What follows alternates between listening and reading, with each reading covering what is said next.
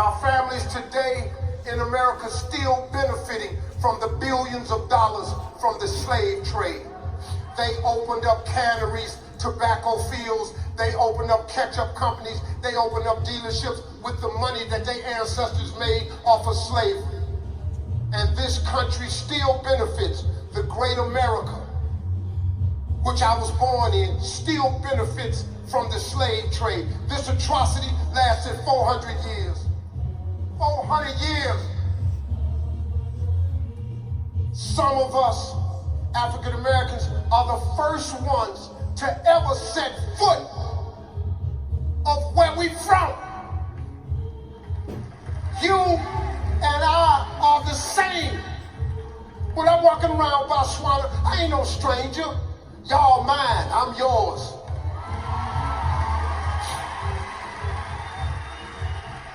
I'm black like you. I'm African. See, you don't understand. I'm 62 years old. I know you can't believe it. I'm so fly. I'm so fresh and clean. I'm so dope. I drip. You understand? I'm with it. I'm the flyest 62-year-old on the planet. Outkast wrote a song about me. Ain't nobody dope as me. I'm just so fresh and clean. That was about Steve Harvey.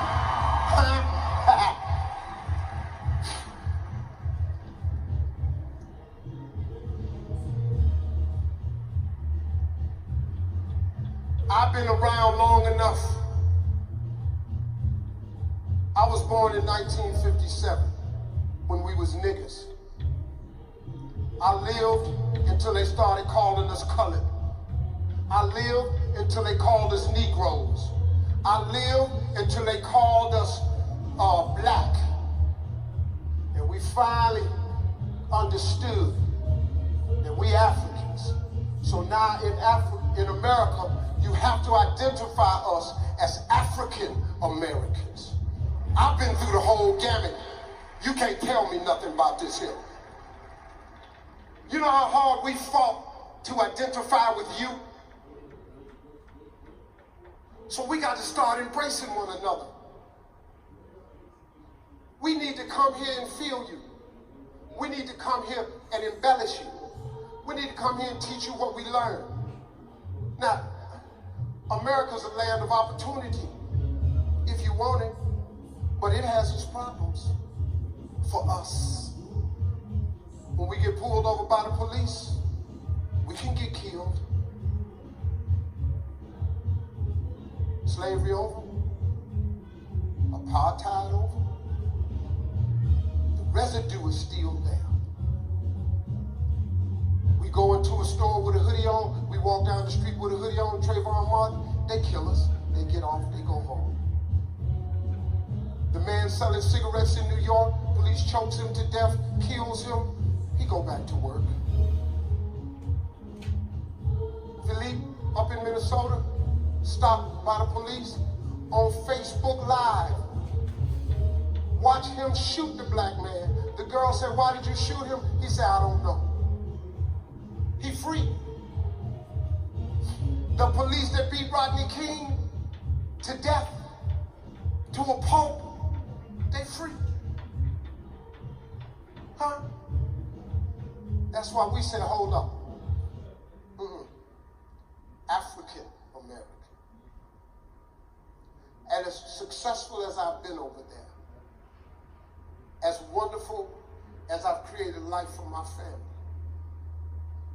I want nothing more than to come home.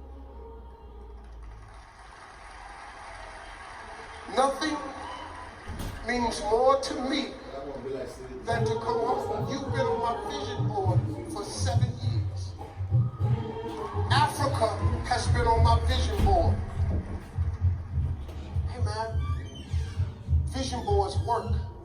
Dreams come true. God is in the make your dream come true business. I just came to tell you that. So let's talk about this. If you identify your gift, if you use your imagination and you write it down, guess what? It has to happen. Now, let's not leave out a very important feature. And young people, I'm talking to you because I've had to have this conversation with all my children. You got to work. You got to put the work in. You got to work. You're the most brilliant generation to come along in our lifetime as black people. This millennial generation, you college students today, all the way up to 35, is the most brilliant generation of blacks ever born. But you are missing an element. See, you think because of Instagram, and you get some likes on Instagram and some likes on Facebook, that now you hot. You think because you can Google some information, put it on the computer, and the answer pop up, now you think you know everything. Hold on, young people. Listen to me. You're missing an element. See, when we were young, there's some people in here, when we wanted to know something, we had to walk to the library, open up the card catalog, find the book, go to the library, pull the book off the shelf, open up the page, hope ain't nobody tore it out, and read the information. And that's all we knew. All we had a set of encyclopedias, and that's all was in there. But we had to dig to learn more. You live in an instant world. Instant potatoes, fast food restaurants, Google. So you popping up information, you think you know everything. But let me throw you something at you. Google success. Go ahead, Google it. Google experience. Google it. When we get through, get your computer and Google it. Google success and Google experience. You know what? When you get through Googling it, you still ain't gonna be successful and you still ain't gonna be experienced. You know why? Because experience is priceless. It's a shame you have to pay for it with your youth. The only way to become experienced, you got to get old. Pay attention to some of your elders. I know you think you don't want to hear it because they don't know nothing. They old-fashioned. They know a lot. They know a lot that you don't know. They know how to hustle and grind in ways that you can't imagine. They know what it takes to grind. Some of these people been all through the apartheid system and they standing strong. You fold under that. So you got to listen to them. You've got to change your work ethic. I did a video one time, and you know, social media, y'all just do what y'all want to do on social media. Y'all be eating me alive on social media. I don't care. I was telling some people, and I was just saying it kind of, I was passionate, but when I talk passionately, it sounds angry. That's where my wife goes. Stay down, so they can get the message and not misinterpret your passion for anger. And I was telling the people in a loud, passionate way that if you want to be rich, you cannot sleep 8 hours. Because, once again, I'm going to paraphrase the scripture, but it says something to the effect, he who loves to sleep and the folding of hands, poverty will set upon you like a thief in the night. That's all I was saying. But oh no, here comes social media. Steve Harvey prefers wealth over health. You got to get your 8 hours sleep. Go ahead. Matter of fact, get all the sleep you want. Skip that. Sleep 10 hours. I got to do 12. Sleep 12 hours. Enjoy yourself. Wake up, pee, go sleep some more. It's nice. But you're not going to be rich. I got news for you. You're not going to be successful. Because the hustle and grind that it takes to be successful, young people, it's going to take your everything. It's going to keep you up at night. And that paper that I told you to write on, you got to have dreams on there so big, sometimes you can't sleep at night. You got to want something so bad that it keeps you up at night. You ain't got time to sleep. You go get you some rest. But listen, if you don't believe me, Go sleep 10 hours. And then let me know what happened. Write a book about it. How to sleep 10 hours and become successful. To hell with Steve Harvey. Go ahead. So in a nutshell, what I've given you in the time that I have is number one, identify your gift. Number two, use your imagination. Number three, write it down. And number four, go to work. Because faith without works is dead. That is the message that you have to have. Now, I want to do something. Now, it's going to create a little fervor. Hey, Steve, what's that? I need that website. This is what I want to do. I'm here because of three people. Your president, Pat, and my longtime friend, MZ. I've been knowing this dude, man. We go back. We was wearing each other's clothes. He gave me my first tailor-made suit. He been coming to Africa for years telling me about this place. And he said, man, you got to come, but let me work through some things. And he bought me some bullfrog shoes made from a bullfrog that he made in Africa, and he bought them to me. I was the first person on stage with some bullfrog shoes, straight out of Africa. He had a clothing store in Houston, man. This dude, I hadn't talked to him in years. I was on vacation last year, and I was on this boat, and my WhatsApp rang. And I said, hello, and I thought it was a guy in France that I had given my number to the night before at this party. And he said, hello? I said, yeah. He said, Steve. I said, yeah. He says, me, man. And that's all he had to say, because I knew his voice. He says, me, man. I said, what? And I cussed a lot, because I like cussing. I just cuss. Boy, blankety blank, the blank, the blank, blank, blank. You better blank. Where the blank you been? You black blankety blank.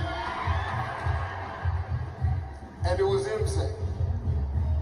I said, man, how you find me? He said, somebody had a number. I saw you on this feed.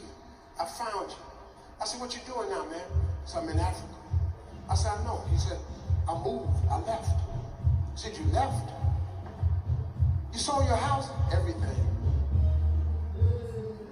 I said, but you in America? No, I gave up my passport. I don't want it. What? Your passport? He was the first African American I ever met who just gave it up and came home. So he said to me, you must come. I said, man, okay, cool. He said, come in November. There is a De Beers Diamond Council meeting or women's conference in November. Come. I said, I can't. I'm taping my show. I can't get out of it. He said, listen to me, brother. You have to come. He's my friend. I made a few phone calls. I told my wife, we're going to Africa. She loves me. She said, okay. She said, need to buy some African clothes. Always finding a way to shop. We came last November, and it changed my life. It changed my life. He introduces me to the First Lady. This woman was so gracious. Her and Marjorie started talking. They fell in love. They started talking. You know, the wives got to pull it together. She went home, told her man, who I didn't know, he the president. Hold up, dog. Wait a minute. Your man is who? The president of what? De Beers? She said, no, the country. I said, oh, Jesus. Oh, I'm balling now, baby. I'm balling now. You know that scripture I was telling you that your gift will make room for you?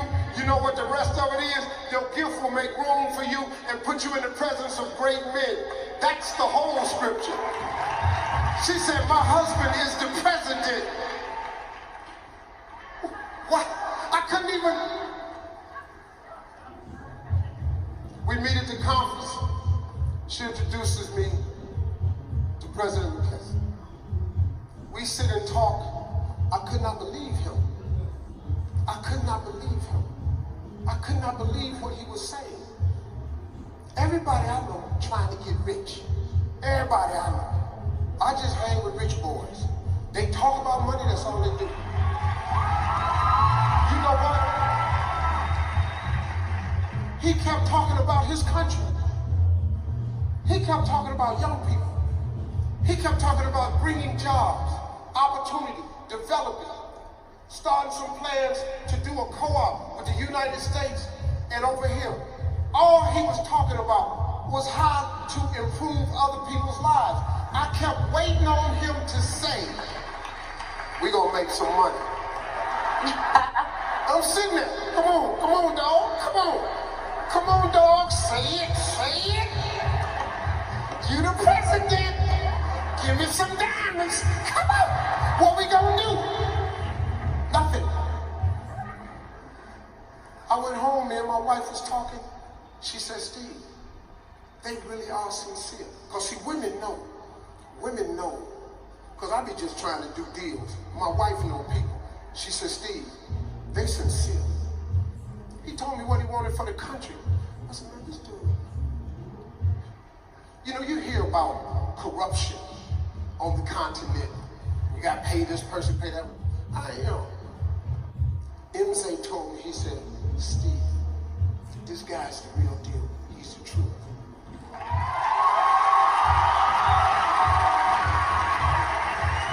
So after that, he told me that they're gonna do this event. Somebody on social media said that y'all paid me $54 million to come here. Please show me where it is. If it's 54 million. What? Nothing. He told me, I went and told my wife, she said, let's go. So we come on vacation, we stop in Ghana, and we come here. Because this man has a vision for you. It's not for him, it's for you. Unbelievable.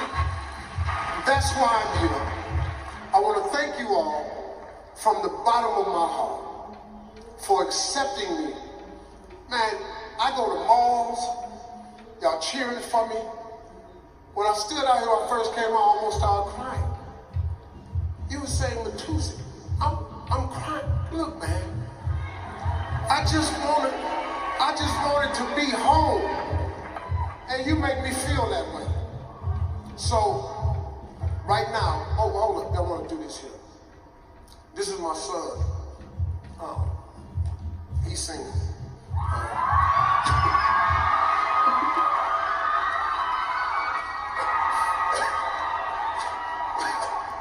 tried to run back to his seat. This is what I want to do. This is the first initiative I'm going to do today. So listen to me. You all are young people.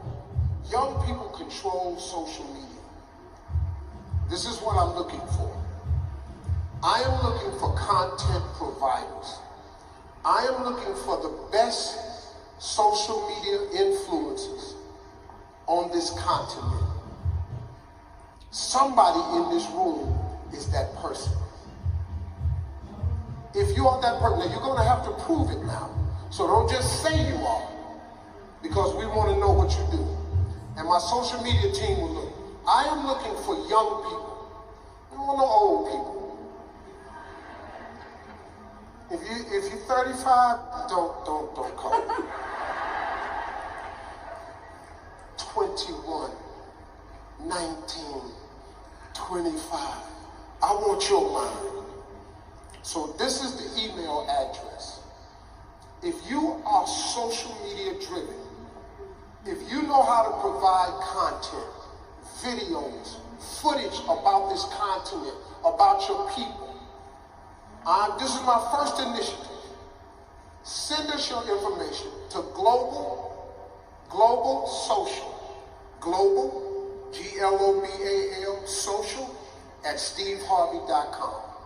Global social. Only serious people. Don't play with me. Because I'm still a hood boy. And if I see you, I'm going to slap you. So let's just, serious people only. Global social at steveharvey.com. We are looking for content providers for social media. I have a job for you. I'm going to hire quite a few people to form this team because the plan I have, after visiting your studios yesterday that I want to talk to the president about, you all have an amazing capacity over here to bring jobs, opportunity, tourism, eyeballs. Y'all don't even know what you have over there. That BTV, that studio, that amphitheater, I bought Valdez Flag, the top producer in Hollywood, the Oscars, the Grammys, the Emmys. He does all of that. He bigger than everybody. We walked this place and we could not believe it. The president's people say, tell us what you think. So I bought the top people who do TV. You all are sitting on a gold mine. There are jobs there. There are jobs there. Our job is to bring qualified people to teach you how to do it. That's the first initiative. I'm going to start with the social media team, and I'll tell you what we're going to do after we come to. So global social at steveharvey.com. Thank y'all for having me. Thank you very much. I love you. Thank you very much. Please welcome to the stage.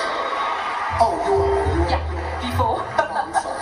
Thank you so much, Mr. Harvey. Ladies and gentlemen, Mr. Steve Harvey.